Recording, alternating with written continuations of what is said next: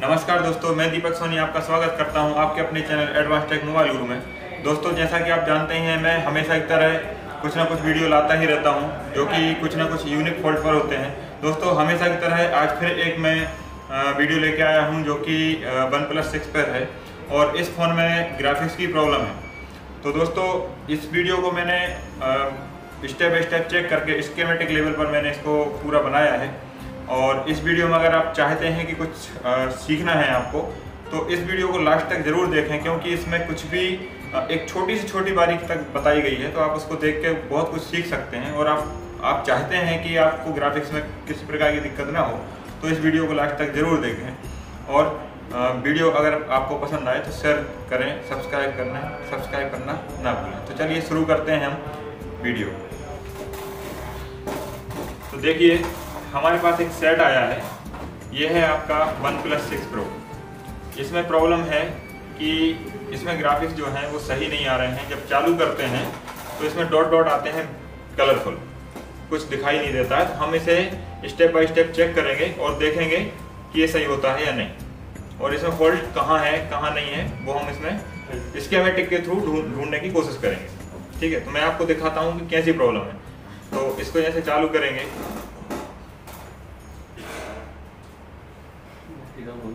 कोई नहीं, चालू छोड़ेगा होगा।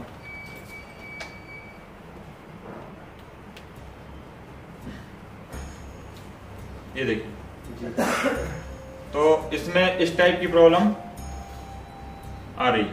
ये सेट चालू है, लेकिन इसमें क्या है कि इस टाइप के dot dot dot dot colourful दिख रहे हैं, कुछ भी नहीं दिखाई दे रहा है। तो हम इसे स्टेप बाय स्टेप पूरा चेक करेंगे और प्रॉब्लम फाइंड करके इसको सॉल्व करने की कोशिश करेंगे। तो चलिए शुरू करते हैं इसको। ये सेट बाहर से आया है और टेक्नीशियन का सेट है, तो काफ़ी काम तो किया ही हुआ होगा। देख लेते हैं क्या हुआ है क्या नहीं हुआ है।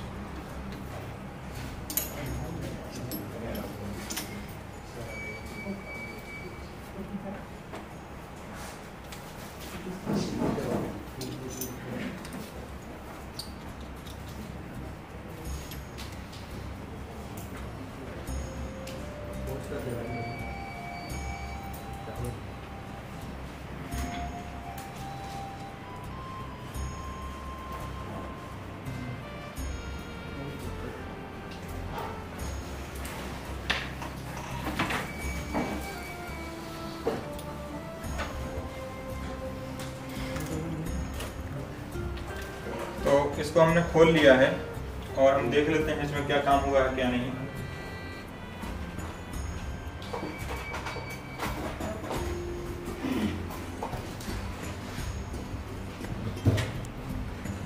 तो यहाँ देखिए, यहाँ पे ये इसका डिस्प्ले कनेक्टर है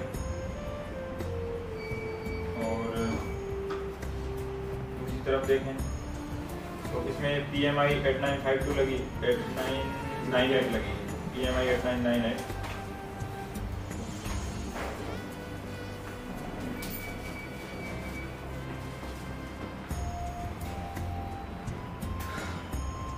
इसमें देखिए CPU को भी रिवॉल्व कर दिया गया है, अलग दिख रहा है, बेस्टेड था ऐसा, एकदम साफ दिख रहा है। तो काम तो इसमें हुआ है। अब दिक्कत यह है कि हमें देखना है कि इसमें प्रॉब्लम है कहाँ आके। तो इसको हम स्कीमेटिक ले लेते हैं और स्कीमेटिक पे चेक करते हैं।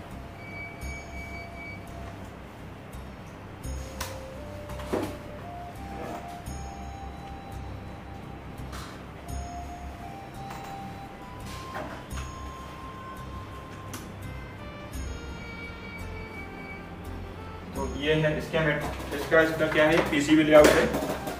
और इसमें पीसीबी लेआउट में हम क्या चेक करने वाले हैं, पहले तो डिस्प्ले कनेक्टर का नंबर देखने वाले हैं। मोबाइल साइलेंट कर लो। तो यहाँ पर ये डिस्प्ले कनेक्टर का नंबर क्या है, CN4000। तो CN4000 को हम क्या करेंगे, कॉपी करेंगे और कॉपी करके यहां पर जाएंगे हम स्कीमेटिक पर। तो स्कीमेटिक पे जाके यहां पर हम कंट्रोल V दबाएंगे तो ये आ जाएगा यहां पर नंबर, और इसको नेक्स्ट करेंगे। नेक्स्ट करेंगे तो यहां पर आप देख रहे हैं ये पूरा डिस्प्ले कनेक्टर आ गया। ये पूरा डिस्प्ले कनेक्टर आ गया है तो हम क्या करेंगे, स्टेप बाय स्टेप यहां से 1 से लेकर के 40 पिन का है तो हम 40 ही पिन इसकी ट्रेस करने वाले हैं कि प्रॉब्लम आखिर है कहां। ठीक, तो इसमें कुछ चीजें हैं जो हमको ट्रेस नहीं करनी है, जैसे कि वोल्टेज वाली लाइन कौन सी, जो कि डिस्प्ले पे बैकलाइट लाती है, क्योंकि बैकलाइट तो आ ही रही है, उसमें प्रॉब्लम केवल आएगी तो आएगी किसमें, डेटा लाइन में।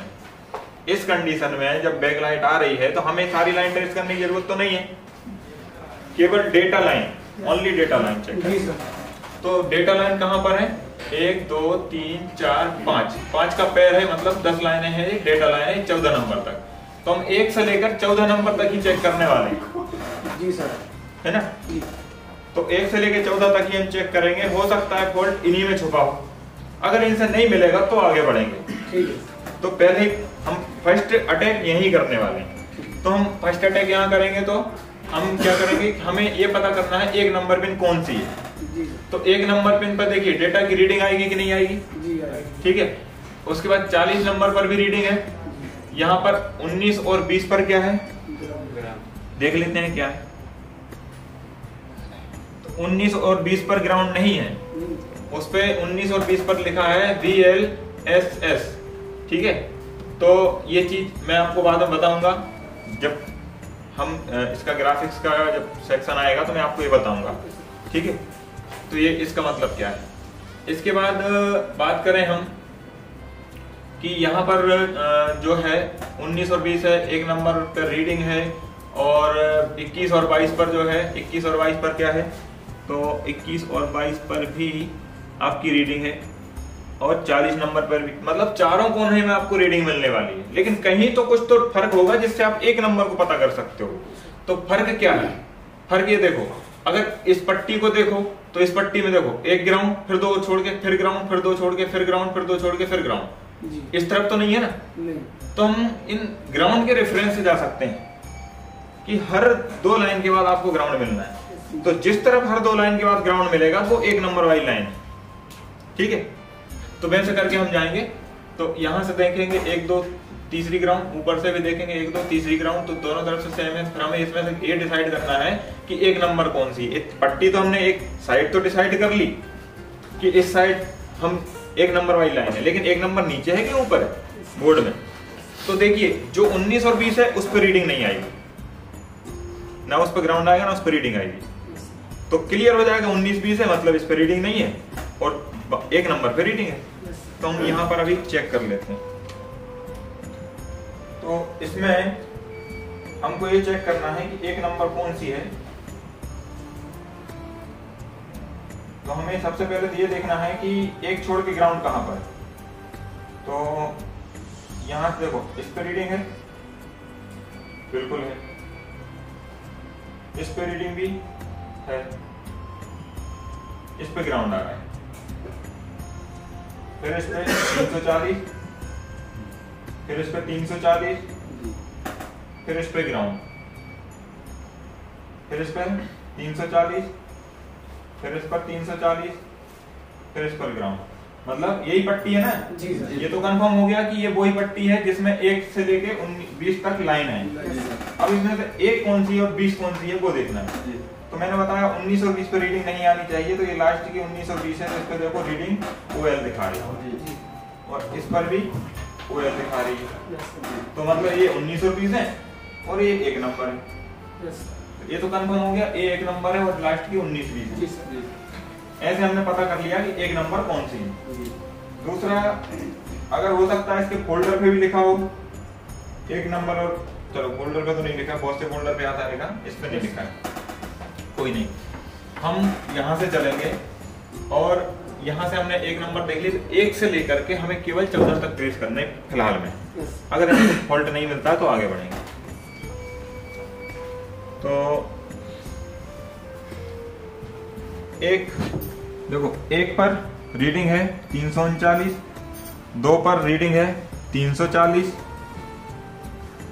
3 ग्राउंड है, 4 340, 5 पर 340, 6 पर ग्राउंड है, 7 पर 340, 8 पर 340, 9 ग्राउंड है, 10 पर 340, 11 पर OL,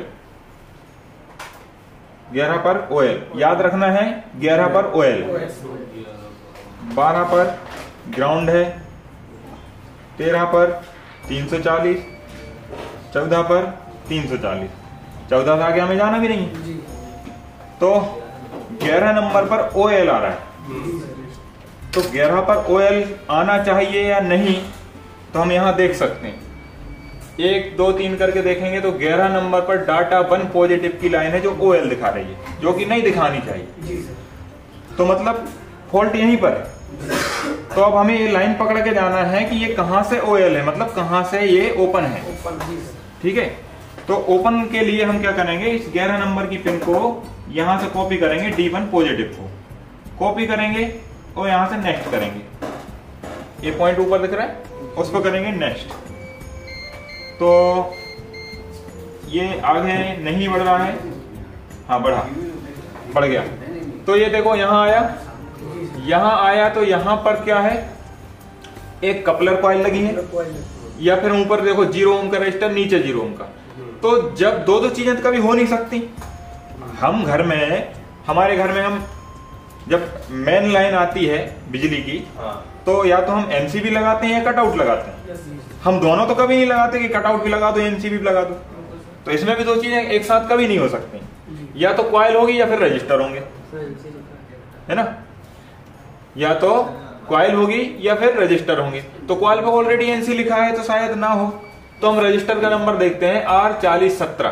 तो ये किस पे आ रही है, देखो यहाँ पर R4017, ये R4017 लिखा है जी सर। तो R4017 एक रजिस्टर है और वो वही वाली है जिस पर हमारी ओपन आ रही है। तो हम इस R4017 के दोनों पॉइंट पर देखेंगे, इस तरफ भी और इस तरफ भी। अगर रीडिंग इस रजिस्टर की वजह से गायब है तो एक तरफ रीडिंग आनी चाहिए, और अगर इस रजिस्टर की वजह से गायब नहीं है, सीपीयू से गायब है, क्योंकि ये लाइन कहां से आती है, सीपीयू से, तो फिर समझ लो सीपीयू से गायब है। तो हम देख लेते हैं कि कहां से गायब है। तो हम क्या करेंगे, मल्टीमीटर को लगाएंगे डायोड मोड पर। डायोड मोड पे लगाने के बाद हम वो रजिस्टर ढूंढेंगे कि रजिस्टर R4017 कहां पर है। तो हम R4017 को यहां से करेंगे कॉपी, जाएंगे पीसीबी लेआउट पे, यहां से करेंगे पेस्ट और कर देंगे नेक्स्ट। जब नेक्स्ट करेंगे तो R4017 आ गई यहां पर। अब इस R4017 को मैं यहां ढूंढने वाला हूं मदरबोर्ड में, इसकी लोकेशन के हिसाब से। तो इसका जो इसको हम थोड़ा सा जूम आउट करेंगे और देखेंगे कहां पर लगी है। तो ये सीपीयू के जस्ट नीचे लगी है। ये सीपीयू है U3301, उसके जस्ट नीचे यहाँ पर कॉर्नर पे पॉइंट लिखे हैं। तो हम इसमें देख लेते हैं ये कहां पर है। तो ये सीपीयू है, ये सीपीयू है हमारा। तो यहाँ पर देखिए इस कार्नर से कितने कंपोनेंट के बाद है। तो यहां से शुरू करें, हम इसे जूम कर लेते हैं थोड़ा ताकि साफ साफ दिखने लगे। तो देखिए यहां से 1 2 3 4 5 6 7 8 भी है ना, 8 भी है। तो हम क्या करेंगे, रेड प्रोब को रखेंगे ग्राउंड पर और ब्लैक से चेक करने वाले। तो यहां से 8 भी, 1 2 3 4 5 6 7 8। अगर यहाँ दोनों तरफ रीडिंग आ गई तो समझ लो यहाँ से कनेक्टर तक की ओपन है लाइन, और इस पे भी रीडिंग नहीं आई तो मतलब इसके आगे से। तो देखते हैं 1 2 3 4 5 6 7 8। तो इस पे रीडिंग नहीं आ रही OL, तो इसके उस तरफ हो सकती है रीडिंग, तो दूसरी तरफ देखा तो दूसरी तरफ भी OL आ रही। इस रजिस्टर के दोनों तरफ OL है, इसका मतलब क्या हुआ, ये रजिस्टर तो गड़बड़ नहीं है, क्योंकि अगर हम इसको आपस में भी देखें तो ये 1 2 3 4 5 6 7 8 अगर आपस में देखें तो ये सही दिखा रही है, ये रोम की है तो सही दिखा रही है, तो मतलब इसकी दिक्कत नहीं है। अब ये लाइन कहाँ जा रही है, हम स्कीमेटिक में देखें इस रजिस्टर के पास, तो इस रजिस्टर के बाद देखिए यहाँ था D1P, इस रजिस्टर के बाद इसका नाम बदल के हो गया MIPIDSI0 LAN 1P, थोड़ा बड़ा हो गया ना। अब हम इसको कॉपी करेंगे और देखेंगे आया कहां से। तो नेक्स्ट तो ये आ रहा है आपका U3301 जो कि CPU है, CPU के कहां से आ रहा है, ये यहां से देखा जाए CPU के पिन नंबर E1 से आ रहा है, क्योंकि यहां पर अगर G1 ऊपर है तो ये E1 से आ रहा है। ठीक, यहां से गिन सकते हैं, कन्फ्यूजन है तो 1 2 3 4 5 6, तो यहां भी गिन सकते हैं आप 1 2 3 4 5 6, तो E1 है। ठीक, तो हम CPU को अब उठाएंगे और E1 से देखेंगे कनेक्टिविटी आ रही है कि नहीं, रास्ते से ब्रेक है कि CPU ही खत्म है। हो सकता है CPU खुद खराब हो, या हो सकता है यहाँ की लाइन कटी हो, तो हम CPU को निकाल लेते हैं।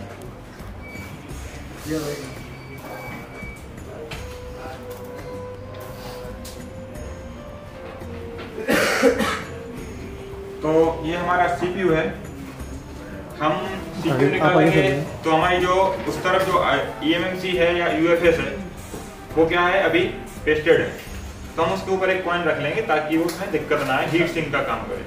उस पर रख लेते हैं कॉइन, और हमारी जो मशीन है 861 DW, तो इस मशीन में हम हीट रखने वाले हैं 340 और एयर रखने वाले हैं 60।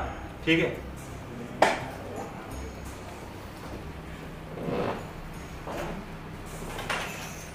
तो इसमें थोड़ा सा पेस्ट डाल लेंगे हम।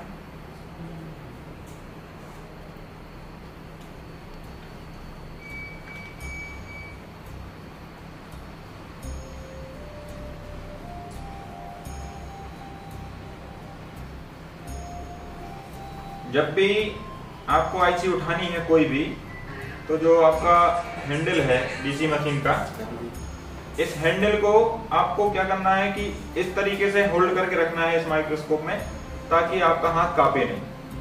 ठीक है, और उसके बाद जब आईसी को आप ऊपर से गर्म कर रहे होंगे तो आपका जो नोजल है वो ज्यादा स्पीड में भी नहीं घूमना चाहिए और कम भी नहीं घूमना चाहिए।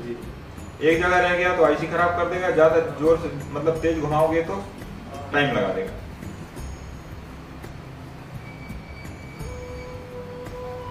थोड़ा सा हम इसको लिफ्ट करके रखेंगे आईसी को, क्योंकि पहले से ही निकल चुकी है।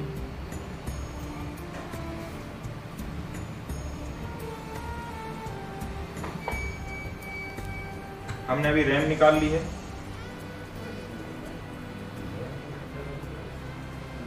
ये डबल डेकर सीपीयू होता है और एक सीपीयू भी निकल गया।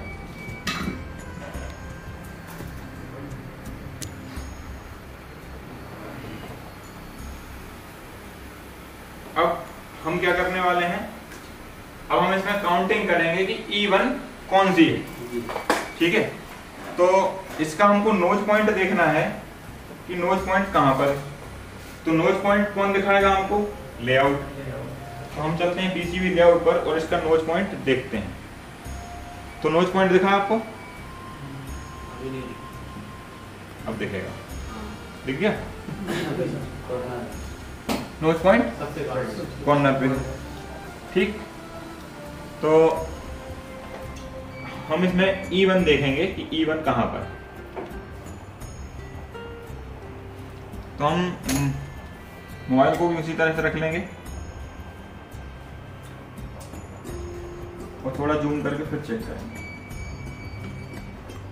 अभी तो मेरे ख्याल से इसमें पेस्ट की चमक आ रही है, तो हम इसको पहले कर लेते हैं डिसोल्डर से क्लीन, और फिर उसको साफ करेंगे तो गिनने में भी दिक्कत नहीं होगी और साफ एकदम साफ होगा।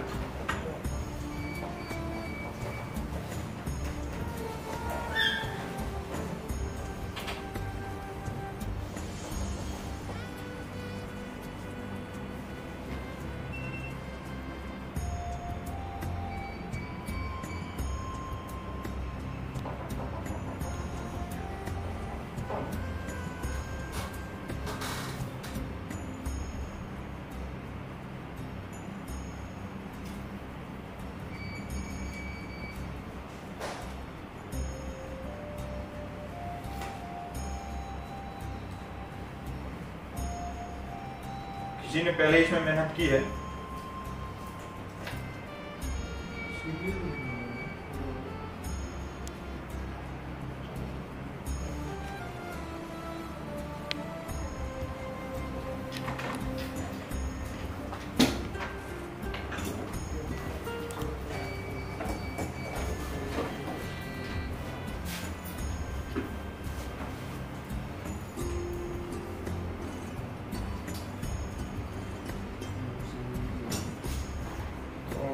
इसको हम काउंट कर लेते हैं।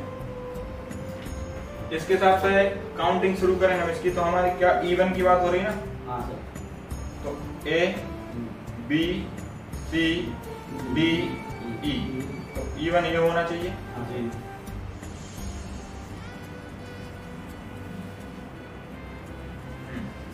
इवन यही होना चाहिए, A B C D E.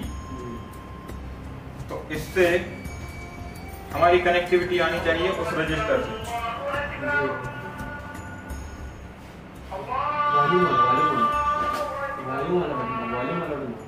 तो यहाँ थी हमारी 8वें नंबर की रजिस्टर, 1 2 3 4 5 6 7 8। देखो आ रही कनेक्टिविटी, कनेक्टिविटी आ रही, मतलब ये कनेक्टिविटी तो है इसकी, है ना। तो फिर क्यों नहीं चल रहा था इसका ग्राफिक्स, फिर क्यों नहीं आया? जी सर, काम इस पे किया गया था, हो सकता है सीपीयू सही से नहीं बैठा हो, या हो सकता है सीपीयू खुद खराब हो। तो हम सीपीयू की इस पिन को एक बार चेक कर लेते हैं। तो हम सीपीयू की ही पिन चेक करने वाले हैं। तो सीपीयू की पिन चेक कैसे होगी? मल्टीमीटर। तो हम देखो जस्ट उसके विपरीत ऐसा हमने रख लिया आमने सामने सीपीयू को, ठीक है।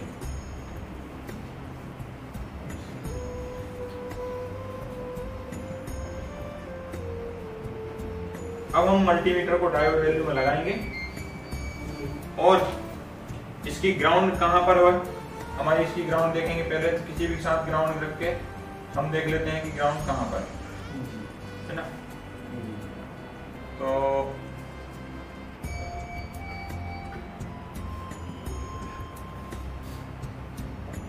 ये जो पहली बॉल है, ये पहली बॉल ग्राउंड से आ रही है, तो इसकी पहली बॉल भी ग्राउंड होगी। तो पहली बॉल को मैंने ग्राउंड पे रखा इस टाइप से, और A B C D E ये चौथे नंबर पे रीडिंग आनी चाहिए, तो रीडिंग आ रही है 333। तो मतलब सीपीयू कनेक्ट नहीं था। जी सर, सीपीयू कनेक्ट नहीं था, सीपीयू में रीडिंग आ रही है। तो इसका मतलब ये हुआ कि सीपीयू की कनेक्टिविटी सही से नहीं थी। हम रिवॉल्व करके लगाएंगे, फिर देखते हैं कि प्रॉब्लम सॉल्व होती है कि ठीक है। यहाँ तक समझ में आया? जी सर। ठीक है। तो हम क्या करेंगे, बजर मोड में लगाएंगे मल्टीमीटर को, और इसकी E1 से लेकर के उस रजिस्टर तक कंटिन्यूटी चेक करेंगे कि आ रही है कि नहीं। अगर नहीं आ रही होगी मतलब कि यहाँ इस बॉल से लेकर वो रजिस्टर की लाइन ओपन है, और आ रही है तो हो सकता है सीपीयू खराब हो सकता है वो सही से लगा नहीं हो। तो हम क्या करेंगे, इसमें इसकी E1 से, इसकी सीपीयू की E1 से लेकर के ये यहाँ जो 8 नंबर की रजिस्टर है वहां तक हम कंटिन्यूटी चेक करेंगे। अगर वो कंटिन्यूटी मिलती है तो सीपीयू की दिक्कत है या फिर डिस्कनेक्टिविटी की, और अगर कंटिन्यूटी नहीं मिलती है तो वो लाइन ओपन है। तो हम चलेंगे यहाँ से A B C D E, तो ये हो गई हमारी E1। उसके हिसाब से देखें तो यहाँ पर जो 8वां रजिस्टर है 1 2 3 4 5 6 7 8, तो देखो यहाँ तक कनेक्टिविटी आ रही है। जी सर। मतलब ये है कि ये लाइन ओपन नहीं है। अब जो भी प्रॉब्लम है या तो सीपीयू खराब है या फिर सीपीयू डिस्कनेक्ट था। तो हमें सीपीयू को भी वेरीफाई करना है कि सीपीयू वाकई में सीपीयू की दिक्कत है या नहीं। तो हम क्या करने वाले हैं, इस सीपीयू को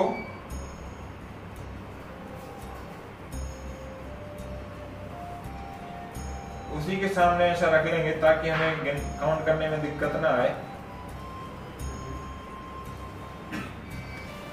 अब हम क्या करेंगे, इसको डायोड मोड में लगाएंगे मल्टीमीटर को, और देखने वाले हैं इस सीपीयू की पहली पिन जो है वो ग्राउंड है, क्योंकि इस ग्राउंड के साथ हम इसको देखेंगे। पहली पिन को तो देखिए ग्राउंड दिखा रहा है, तो इसकी पहली पिन ग्राउंड है, तो यहाँ से चौथी पिन, क्योंकि 1 2 3, यहाँ से 1 2 3 4 5 ABCDE, तो यहाँ से हम कह रहे हैं बाहर की तीसरी पिन है, तो यहाँ पे हम रेड प्रोब रखेंगे और तीसरी पे रखेंगे, तो देखेंगे रीडिंग आ रही कि नहीं। तो यहाँ पर आ रही है आपकी 343 रीडिंग। हमने देखा था ग्राफिक्स की सभी लाइन में 340 रीडिंग थी, तो ये भी वही है, तो मतलब रीडिंग तो बराबर है CPU की। तो इसका मतलब ये हुआ कि जो CPU है वो डिस्कनेक्ट हुआ। अगर CPU कनेक्ट होता तो ये रीडिंग तो वहां भी पहुंच रही थी। जी सर। रीडिंग नहीं पहुंचने का कारण मतलब ये हुआ कि वो लाइन तो ओके है लेकिन CPU कनेक्ट नहीं था वहां पे। अब बात ये आती है कि हम इसको रिवॉल्व कर देंगे और रीडिंग भी आ जाएगी। इसके बाद भी जरूरी नहीं है कि ग्राफिक्स आ जाए। क्यों? क्योंकि किसी ने इस पर काम किया है, हो सकता है ग्राफिक्स के लिए किया हो। अगर ग्राफिक्स के लिए किया है तो उसमें कुछ और दिक्कत होगी। ये तो रिवॉल्व करने में हुआ है ना किसी से, ये डिस्कनेक्टिविटी। तो पहले तो हम ये बनाएंगे, और या फिर ऐसा हो सकता है इस सेट में कोई और प्रॉब्लम हो, उसको सही करने के लिए CPU निकाला हो, बाद में ग्राफिक्स की प्रॉब्लम बन गई हो, ये भी हो सकता है, कोई बड़ी बात नहीं है ना। तो किसी और काम के लिए CPU निकाला होगा, ऐसा भी हो सकता है। तो अगर और किसी काम के लिए और किसी समस्या के लिए CPU उठाया था तो ग्राफिक्स आ जाएंगे, ठीक। और केवल ग्राफिक्स के लिए उठाया था तो फिर समझ लो ग्राफिक्स नहीं आने वाले, फिर कोई और दिक्कत होगी। तो हम देख लेते हैं इसको CPU को रिवॉल्व करके लगा के कि क्या दिक्कत है। तो CPU को रिवॉल्व करने के लिए देखो सबसे पहले हमें क्या करना होता है, रैम को क्लीन करना होता है। तो हम रैम को क्लीन करेंगे।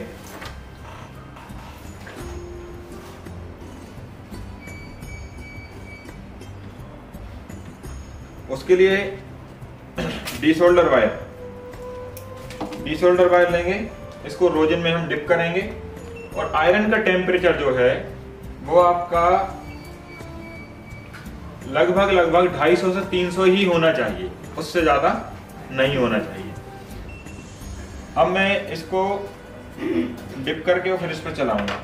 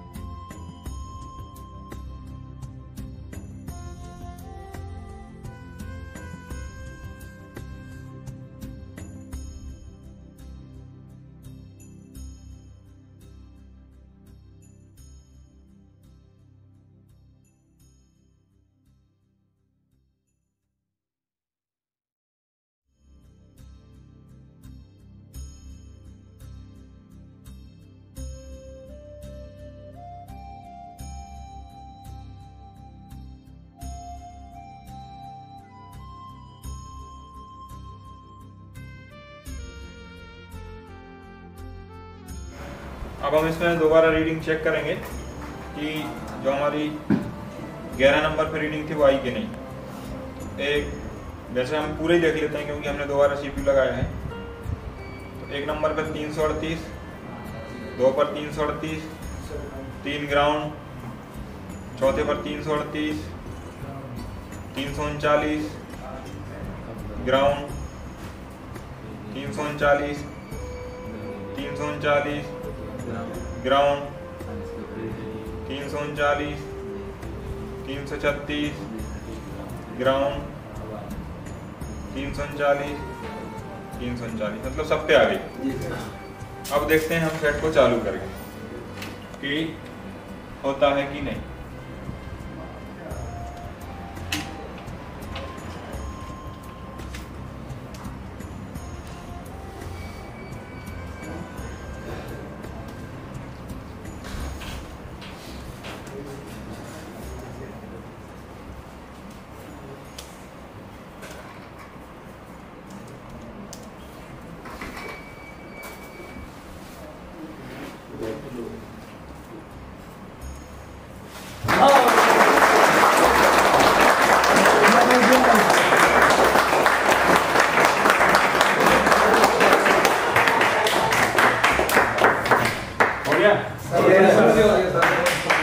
तो हमने इसको परफेक्ट वे में किया था कि नहीं, है ना।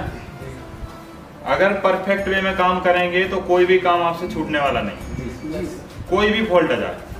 लेकिन होता क्या है कि आपके पास फॉल्ट तो आया, आप मतलब आपसे मतलब ये नहीं कह रहा हूं कि आपकी ही बात कर रहा हूं, जो भी फंसता है वो करता क्या है कि थोड़ी सी मेहनत करेगा और अच्छे ज्यादा मेहनत भी करेगा ना तो पता ही नहीं है काम कर कहां है। दिक्कत है मान के चलिए प्रोसेसर में और लगे हैं यूएनसी को रिवॉल्व करने, प्रोग्राम करने। दिक्कत है डीसी में तो पीएमआईसी बदल रहे हैं, ठीक है। नेटवर्क में अगर दिक्कत कोई सिग्नल की है तो WTR HDR बदलने में लगे। तो ऐसी फालतू की मेहनत करने से कभी सफलता मिलेगी क्या? नहीं मिलेगी। अगर सफलता चाहते हैं तो स्कीमेटिक को रीड करना सीखें, स्कीमेटिक को ही सबसे आगे रखें कि स्कीमेटिक है तो सब कुछ है। अगर आपने स्कीमेटिक जान लिया, सीख लिया, एक एक लाइन के बारे में आपको जानना आ गया, कोई सा भी फॉल्ट हो आपसे चूक के नहीं जाने वाला, वो बनेगा ही बनेगा। बस पेशेंस रखना पड़ता है। डायरेक्ट सॉल्यूशन जैसी कोई चीज नहीं होती भाई। अगर कोई कहता भी है कि डायरेक्ट कुछ दे दो तो डायरेक्ट जैसा कुछ नहीं होता। अब ए मैंने बना लिया, अब कोई दूसरा सेट आए मैं बोल दूं यार वो एक काम करो सीपीयू रिवॉल्व कर दो, वो कहीं की काली वाली बॉल होंगी उनको साफ करके लगा देना तो सही हो जाएगा।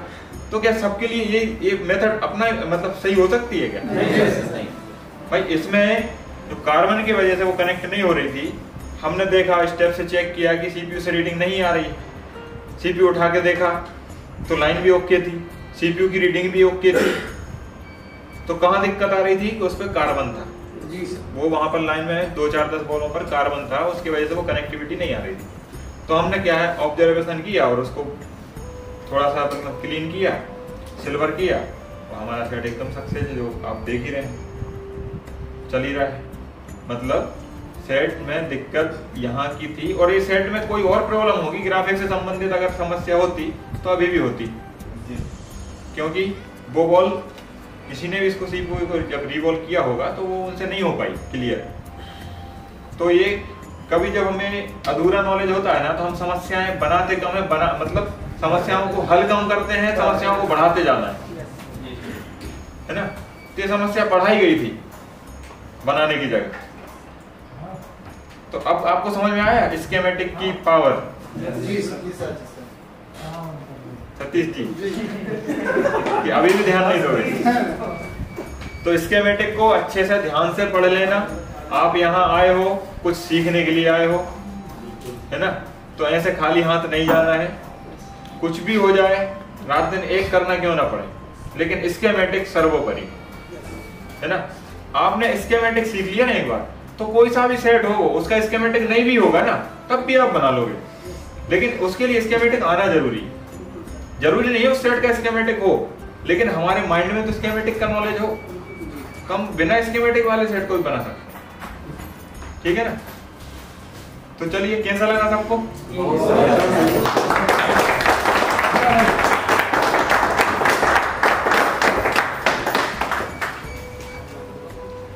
तो दोस्तों अगर आपको ये फॉल्ट का सॉल्यूशन सोल्यूशन पसंद आया हो तो इस वीडियो को लाइक करें, शेयर करें और सब्सक्राइब करना ना भूलें अभी तक अगर आपने मेरा चैनल सब्सक्राइब नहीं किया हो तो। इस वीडियो को लास्ट तक देखने के लिए धन्यवाद। Thank you.